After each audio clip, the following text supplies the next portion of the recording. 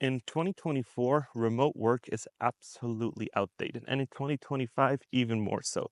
During COVID, everybody was remote, and I actually thought that it's going to be the way of the future. Companies can save money with having their employees be remote and all that kind of good stuff. You saved money on fuel, you saved money on all these, on commuting, on everything. You name it, you can save money when you work remote.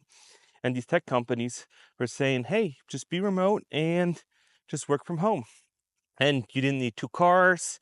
You were just using it to go to the store, and it helped you as an employee out a lot because you saved so much money, right? And now I came to the conclusion that right now, with everybody going back to the office, that is not about the employee and it's not even about the company, it's about the city. So, what do I mean by that? Well, Salesforce paid $828 million in property rent and real estate expenditures, right? So, why is remote work done? So I remember now that I don't know when it was like 2019, where Amazon started to say, hey, we're going to build Amazon HQ. And if you remember right, cities had to bid for it. And I was like, huh, interesting because there's so many workers, right? And what comes with that is property tax amendments. Some city reduce or freeze property taxes for businesses located in specific downtown districts, particular area targeted for economic development. So if you're Amazon and you go into this area, they say, hey, we'll never increase property taxes, but you got to have these people in that area. So it basically comes to like a monopoly where the city basically handcuffs you, just like the golden handcuffs, to give tax incentives to boost the local economy right there. And that is one reason why you probably won't be seeing a lot of work from home jobs anymore, because these cities give these big corporations huge tax cuts. This can help lower operating costs for companies leasing or owning office spaces in those areas. So they're basically going to give you a discount on rent or on taxes so you can then grow your company and have people show up to the office. And I was like, oh, that kind of makes sense. They give you property taxes, they can do that. But it doesn't only do property taxes, they also do payroll taxes. Some local governments offer payroll tax credits based on the number of employees working in a downtown area.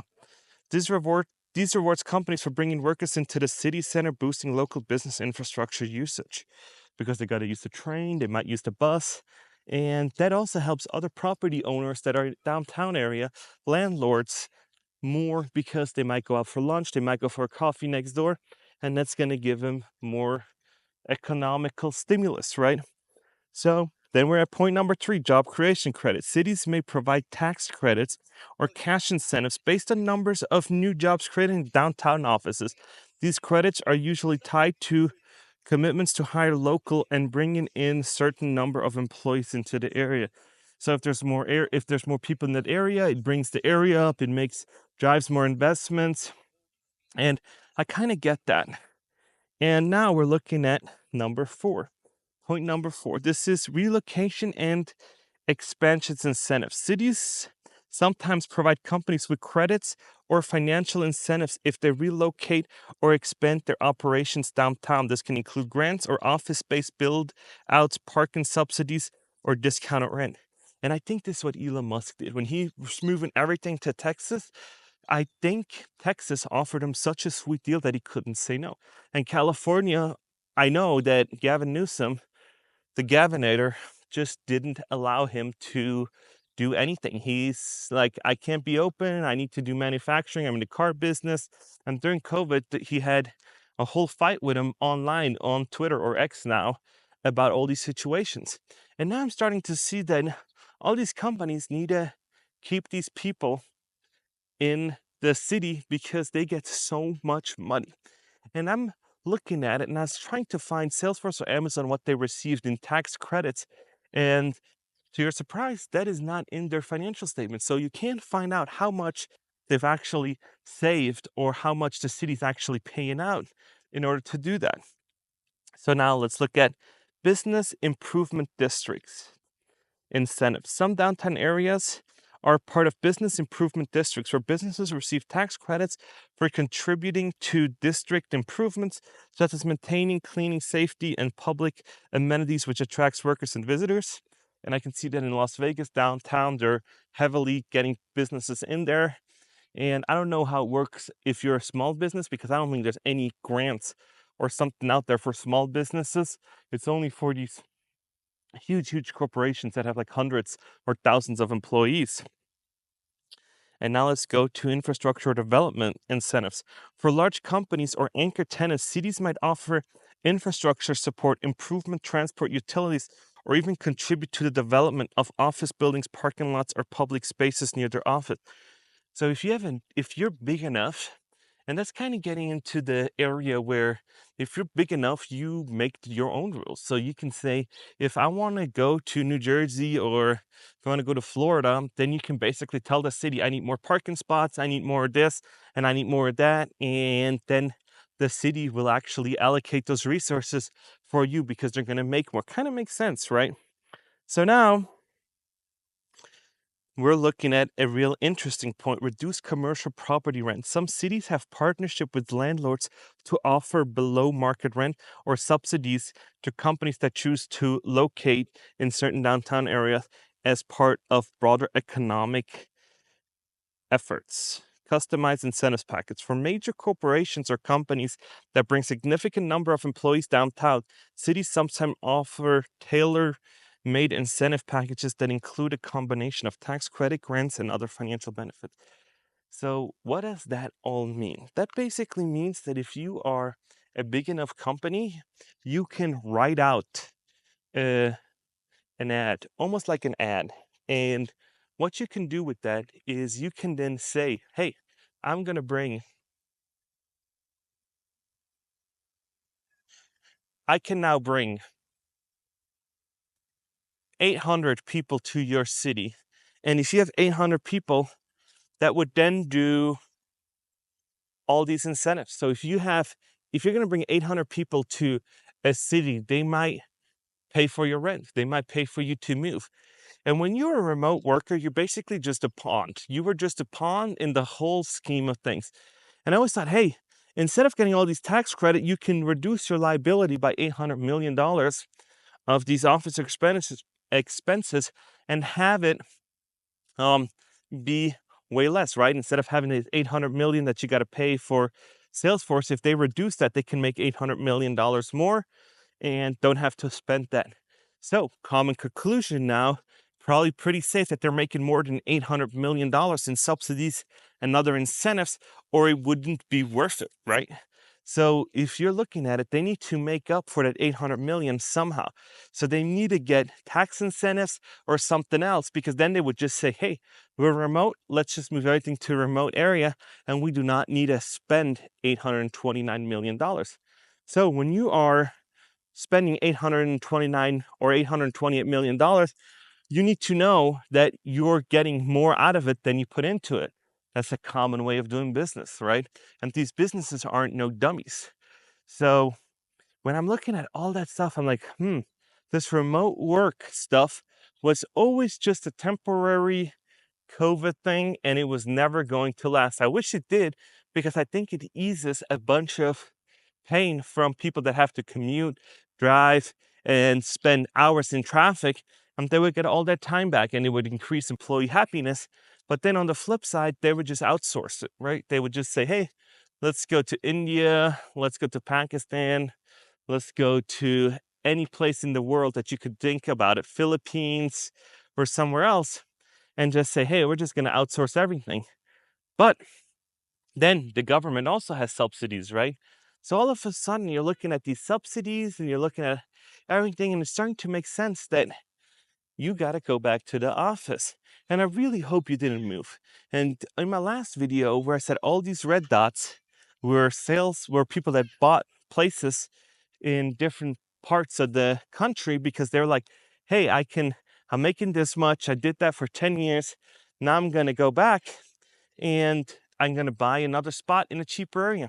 And now we're starting to see the backlash. On Reddit, there's leaked memos of that, of how Amazon is forcing these people.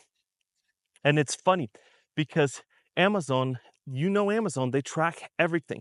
And so Amazon tracks when you badge in and when you badge out. And it's funny that some European countries have laws that prevent you from tracking the badging in and badging out. And so this new Starbucks CEO said, we're not going to play these games. Everybody's adult. We're not going to track these when you come in and when you leave. So that is one good thing, because he's also a super commuter, flying from Newport Beach to Seattle, I think 3 times a week on a private jet. And I'm looking at it like, how interesting is that? Because when you are an employee and you need to badge in and badge out, that's kind of a sneaky way of them to see, this guy's coming to the office, this guy isn't. And it's illegal in Europe to track that. But in the United States, these companies are tracking everything. Everything's a KPI, everything's a measurement. So you got to be aware. And now, when you moved and you did it like I can go 2 days a week into the office, I fly up and stay with a friend, and then I head back home. That's a doable thing. But now you got to come back to the office 5 times a week. And people say, oh, this was obvious. No, it wasn't. That's why so many people moved down south. Look at how many people moved during COVID. 600,000 people did not get the memo that this is transitory. 700,000 people moved to Florida, 600,000 people moved to Texas. So that is over 1 million people that moved because of remote jobs. And it's not families. This is just head of household or somebody that worked in tech and was like remote. And now we're seeing the downfall of all these remote workers where they got to go back to the office. And like I said, now rents are higher, property prices are higher. You can't sell your house for the same prices you bought it for because interest rates are higher. You can't get rid of your house because when you bought it was a hot market and you had to overbid. And now there's so many properties on the market that you got to do price reductions all the time. And yes, I know there's always going to be the one person in the comment section is going to say, well, my area is still really hot. Well, you're the exception, you're not the rule, right? And most of these people have to go back. And I've seen that with people that I've met in Florida that moved during COVID, and now they got to move back, and they've been, over the last year and a half, been trying to get rid of their house and just nobody's buying. And that's why last time in my video I said, hey, look at all these people that are trying to get rid of their houses and saying any offers welcome. Whenever you have any offers welcome, that means that they're desperate as hell, that they just need to get out, and they're probably back in the office in New York or in the Bay Area, somewhere else, and they just gotta do it. They just gotta get back to work and be in the office. And sometimes I feel like there was a false pretense, because when Allie first signed her job offer, it was fully remote and it said that, but then the company needs change. And when the company needs change, your job description changes without them actually telling you. Is this good? Not really, but it's just how companies do business. They're just, hey, you got to do it. So we are going to make you come back.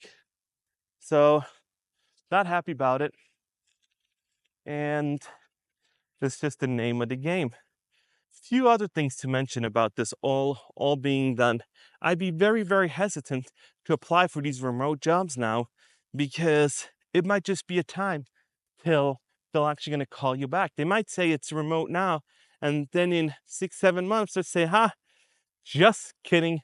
You got to move. You got to move to wherever their headquarters is. And you might not even like that area, but you just got to move it. And a lot of people in my comment section said, I'd never move for a tech company.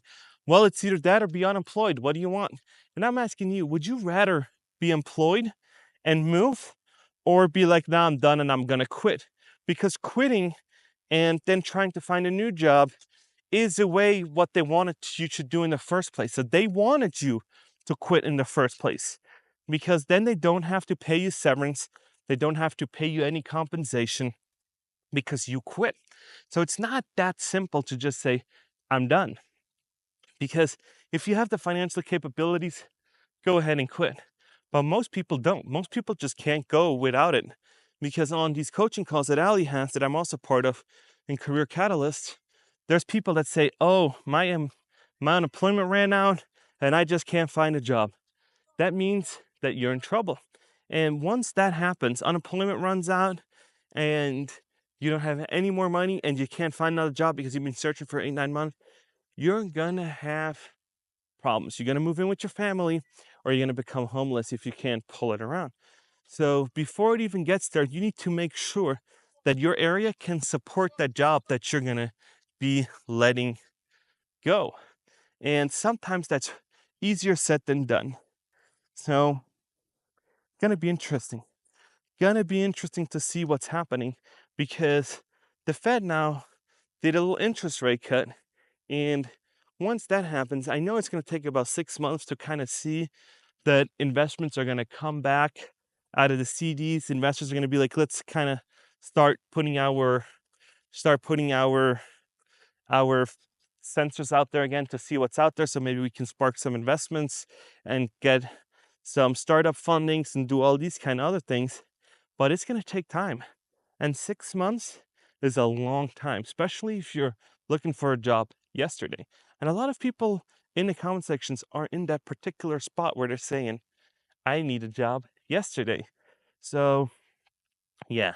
And one thing I can tell you with 99% certainty that all these realtors that are out there, they're saying, wait till interest rates fall. We're going to see a storm on the housing market. That's not going to happen. Not in this economy with all these people being let go. No, that's not going to happen because you got to qualify. You got to qualify and you got to do uh, background, not a background check. It's like a financial. You gotta you gotta prove all these financial. I don't know what you even call that. You gotta do like a financial audit almost, where they say, "Can you pay it?" And you submit all your tax forms and you submit all these things. And now it's gonna be interesting to see if they'd even give you a loan because you were unemployed, you had gaps, and we'll see how lenders feel about that.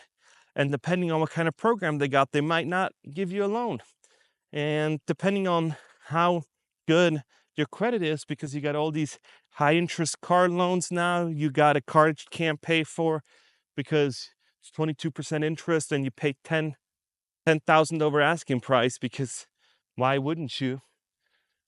It's just a crazy, crazy time. So we'll see. Something's got to give. Something more needs to give before we're going to see an upward trend. Let me know what you guys think.